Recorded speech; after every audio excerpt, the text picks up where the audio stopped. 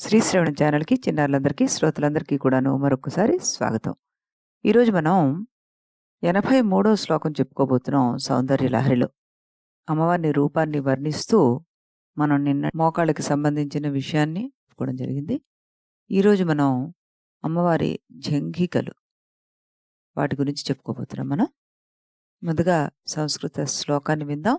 ఆ తర్వాత దాని ప్రతిపదార్థ తాత్పర్యాలు తెలుసుకొని ఆ తర్వాత మనం తెలుగు పద్యాన్ని కూడా విన్న తర్వాత అప్పుడు వివరణలోకి వెళ్దాం. ముందుగా సంస్కృత శ్లోకం. పరాజేతుం రుద్రం ద్విగుణసరగర్భౌ గిరిసుతే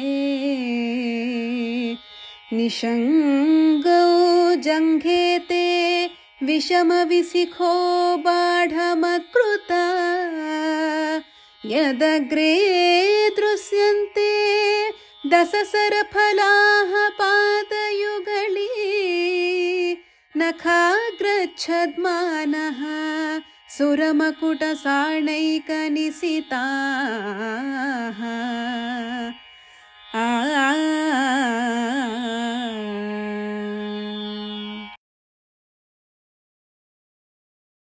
చాలా అర్థవంతంగా పాడి శృతి ఈ శ్లోకాన్ని మనకి వినిపించింది తన మధురమైన కంఠంలో, ఆరభి రాగంలో.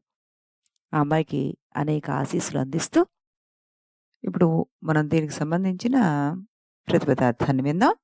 ఓ జగజ్జనని, గిరిసుతే, పర్వతరాజతనయ, విషమ బేసి సంఖ్య గల, విసికహ అంటే బాణాలు కలిగిన మన్మథుడు, రుద్రం శివుని, పరాజేతుం పరాజితుణ్ణి చేయుటకు, తే నీ యొక్క, జంఘే రెండు పిక్కలను, ద్విగుణ రెట్టింపు అయిన శరబాణాలను, గర్భౌ మధ్యగల, నిషంగౌ రెండు తూనీరాలను అకృత చేశాడు. బాఢం అవును కదా, యతగ్రే ఆ పిక్కల చివర, పాదముల, యుగళి జంట యొక్క, నఖ గోళ్ళ యొక్క, అగ్ర అంటే కొన భాగం అని, ఛద్మానః అంటే మిష కలిగిన సుర దేవతల యొక్క, మకుట కిరీటాలనే, షాణ రాపిడి రాళ్లచే, ఏక ముఖ్యమైన, నిశితాహ పదును పెట్టబడిన, దశ 10 అయిన, శరఫలాహ బాణాగ్రముల వలె, దృశ్యంతే కనబడుచున్నాయి అంటున్నారు.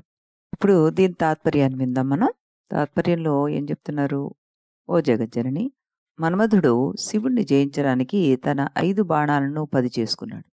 నీ పిక్కలను అమ్ములు పొదగాను, నీకు దేవతలు మొక్కుతున్నప్పుడు వారి కిరీటముల మణుల చేత సానబెట్టబడిన నీ కాళ్ల 10 వేళ్ల గోళ్లను పదునైన బాణాలుగాను వాడుకున్నాడు అంటూ చమత్కరించారు మనకి ఇక్కడ శంకరుల వారు. మరి దీనికి విశ్లేషణ ఏంటి అన్నది మనం మొదటగా తెలుగు పద్యాన్ని వినేసి తర్వాత విశ్లేషణలోకి వెళ్ళిపోదాం. ముందుగా తెలుగు పద్యం. భవునింగెల్చుటకోసమంచు పదిగా బాడం ఉలన్ కాముడున్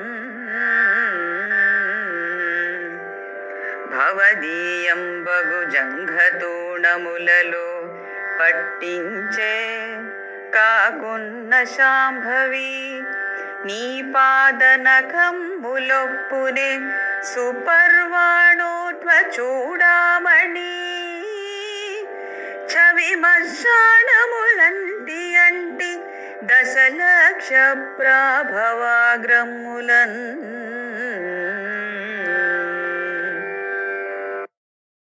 అనురాధ గారు ఎంతో చక్కగా ఈ పద్యాన్ని పాడి మనకి వినిపించారు. ఇప్పుడు దీని విశ్లేషణలోకి వస్తే గనక మనకి ఇది లలితా సహస్రనామంలో ఇంద్రగోప పరీక్షిప్త స్మరతూణాభజంగిక అన్న నామాన్ని గుర్తు తెస్తోంది. ఆ నామం ఏమిటో చూద్దాం మనం.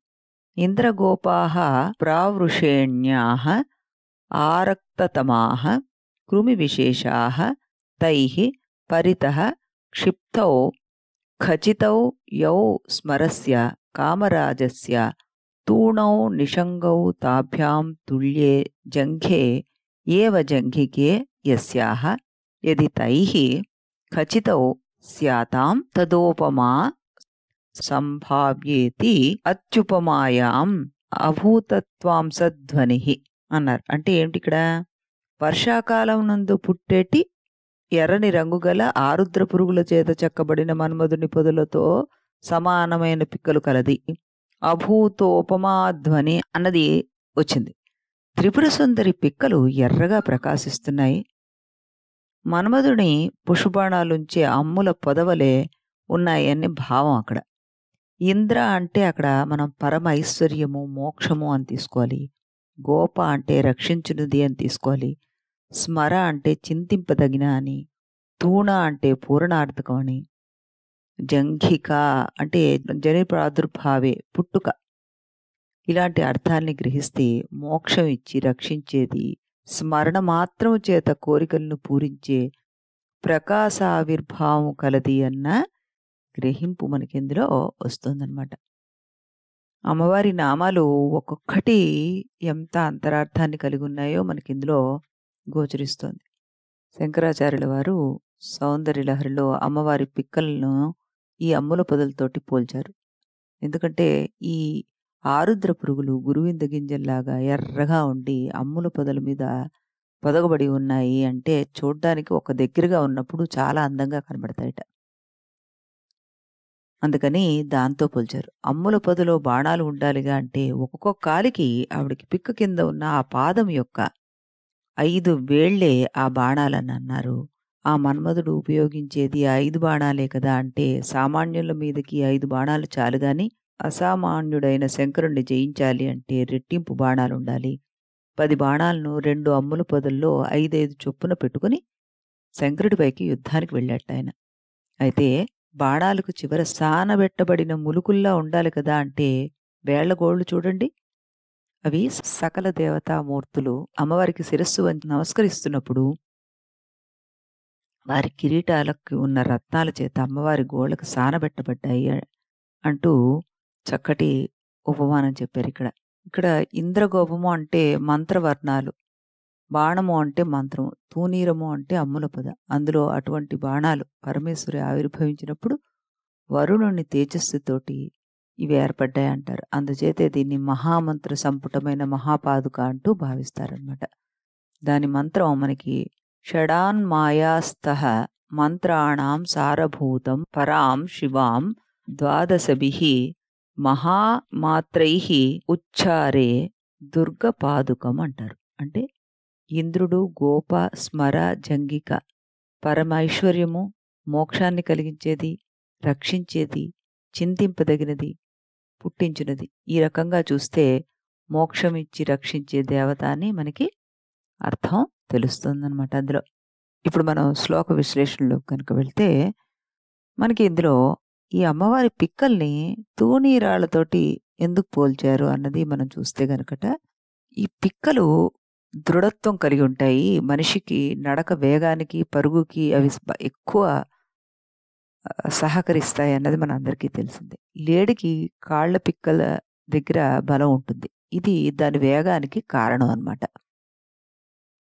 ఇక్కడ అమ్మవారి పిక్కల్ని ఆ బాణాలు దాచే అమ్ముల పొదగా వర్ణించారనమాట.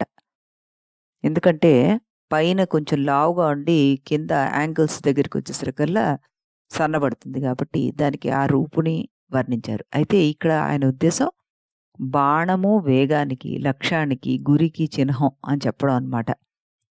మోకాళ్ళ కింద కొంత వెడల్పుగాను లావుగాను ఉండి క్రిందకు కాస్త సన్నంగా ఉండే పిక్కలు అమ్ముల పొదని పోలి ఉంటాయన్నారు ఆయన.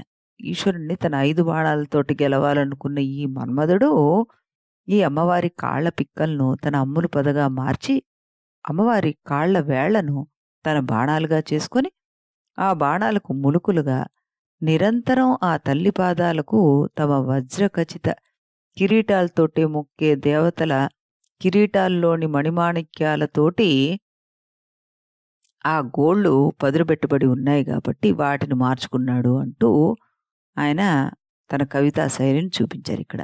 అయితే సంకల్పంతోనే సర్వ జగత్తులను చుట్టి రాగలిగా ఆ తల్లి వేగశక్తి ఆమె పిక్కల్లో దాగి ఉంది. ఏ ప్రాంతాన్ని, ఏ ప్రదేశాన్ని తన పాద రజంతో పునీతం చేసి దివ్యక్షేత్రంగా మరల్చుతుందో ఆవిడ, అలాగే ఆ క్షేత్రానికి, ఆ ప్రదేశానికి సంకల్ప మాత్రంతో గురిగా వెళ్ళగల కాళి వేళ్ళు అవి. అలాంటి కాళి వేళ్ళు అవి అన్నమాట.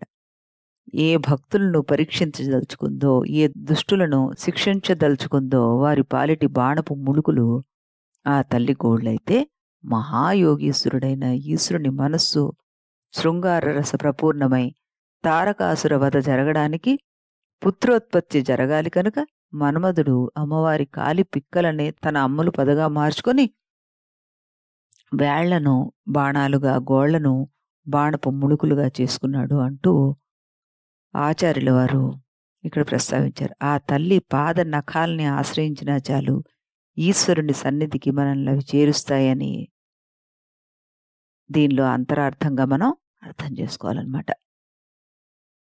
ఈ శ్లోకానికి యంత్రం మనం చతుర్గోళ సహిత సమచతురస్రము ఓం సుం జం బీజయుతం. ఇదే ఈ యంత్రాన్ని కానీ, దీనికి సంబంధించిన బీజాక్షరాన్ని కానీ మనంతట మనం ప్రాక్టీస్ చేయకూడదు, ఎప్పుడు చెప్పుకుంటూనే ఉంటాం మనం.